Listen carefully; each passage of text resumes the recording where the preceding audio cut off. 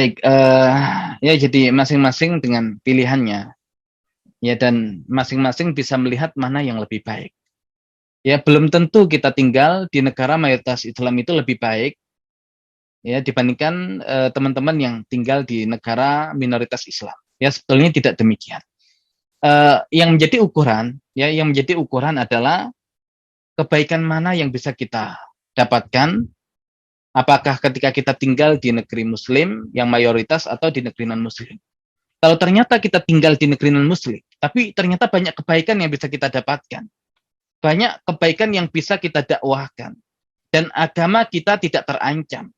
Ya, kemudian anak-anak kita terjamin pendidikannya dengan lingkungan yang masih bisa kita upayakan. Maka tidak ada masalah tinggal di negeri yang mayoritas penduduknya adalah non-Muslim. Tadi manakala ya agama kita tidak terancam, kemudian masih bisa ya ada nilai-nilai kebaikan yang bisa kita dakwakan. Makanya ulama mengatakan mereka yang ada di negeri minoritas Muslim itu pahalanya bisa lebih besar atau dosanya bisa lebih besar. Ya kenapa? Karena kalau kita di Indonesia misalkan, yang mayoritas penduduknya adalah Muslim. Ketika ada orang Muslim berbuat kejahatan, orang mengatakan itu oknum.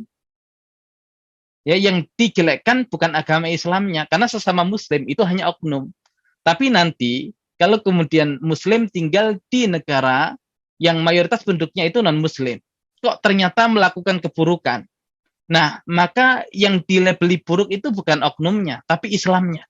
Maka orang yang tinggal di negara mayoritas non-Muslim, dia membawa nama Islam.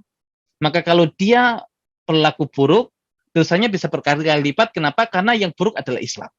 Tapi ketika dia menunjukkan akhlak yang baik, dan kemudian menjadikan masyarakat di sekitarnya itu merasakan keindahan Islam, kebaikan Islam, maka pahalanya bisa berlipat-lipat terlebih.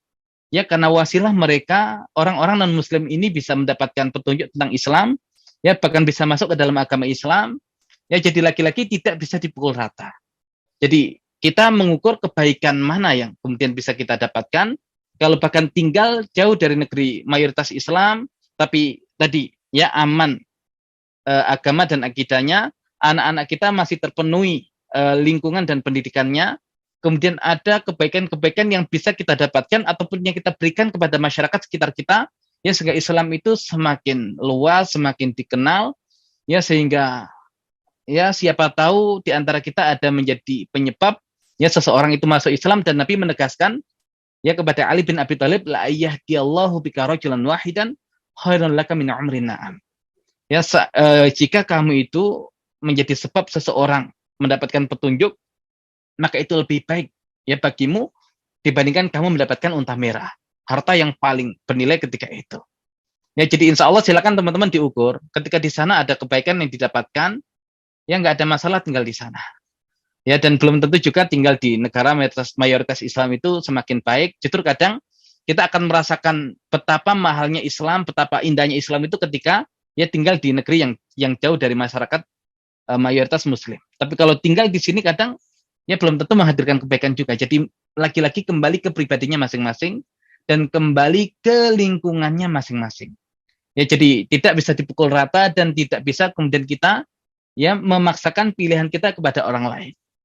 Ya, jadi ya seperti itu konsep umumnya. Ya silakan saja asal ada kebaikan yang bisa kita hadirkan ya dimanapun kita berada, insya Allah itu kebaikan. Wallahu a'lam bishawab.